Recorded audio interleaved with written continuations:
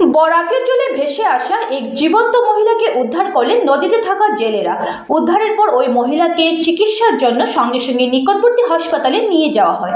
প্রাপ্ত খবর মতে রবিবার সকালে বরাক নদীর রাজাটিলা অংশে একাংশ জেলে জাল দিয়ে মাছ শিকার করার সময় হঠাৎ এক মহিলাকে ভেসে আসতে দেখেন।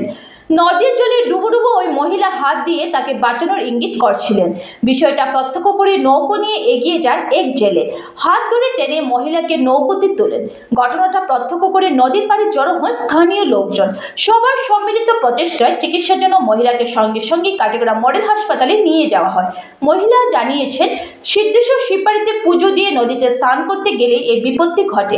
শিববাড়ির ঘাট থেকে প্রায় ৬-৭ কিলোমিটার ভেসে যাওয়ার পর তাকে উদ্ধার করা হয়।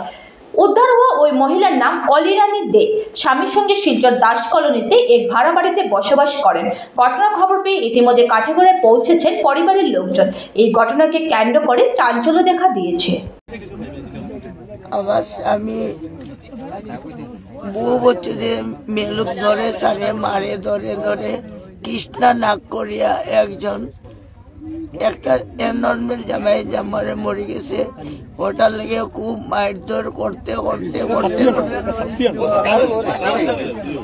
কৃষ্ণা নাক করিয়া মারধর করতে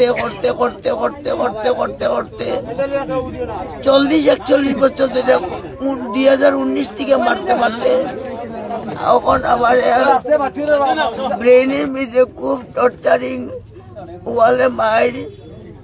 এবারে এই যে তোমার নাম কি তাকুমা?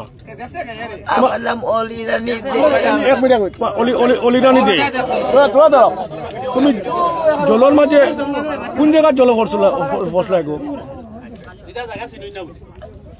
তুমি যে নদীর মাঝে ফরছো যে বাইয়ে আইছো যে তোমার এখানে ধরা হয়েছে, কোন জায়গায় ফসলায়? আমি সিদ্ধেশ্বর নিরা কোন জায়গা কইতে পারতাম না। এটা জলের মাঝে ফল লাগিলা, তুমি নিজে করছো নি? আমি আমার বাড়ির থেকে বাইরে করিয়া মারতে আমি আশ্রম গিয়ে থাকছি, আমার গুরুদেবের আশ্রম। আচ্ছা মা হইব ওই যে তোর ইঞ্জিনিয়ার গিয়ে তারা আনছে আমার অত মায়ের। আমি কৃষ্ণকান্ত যে তার কাছে এফআইআর দিছি, জামাইবু আমার জামাইরার বেটিটার প্রিয় দিছি। 2 দিন পরে গরু গিয়ে আমার অশান্তি দিয়ে টর্চারিং করে মায়ের দায়ের করে। আমার তুমি যে এখন জল বললা যে তুমি নিজে তুই ফসলাইনি, ওখানে আমি আমার দিন মরি যা তুই যা করতে মারতে তারপরে গিয়ে আমি আমি তো কিতা করতাম, আমার জল চালনা করছিলে আমি আমার মরতাম তো আশ্রম। ঠিক আছে মা, কিচ্ছু হচ্ছে না, তোমার সব বিষয় হইব।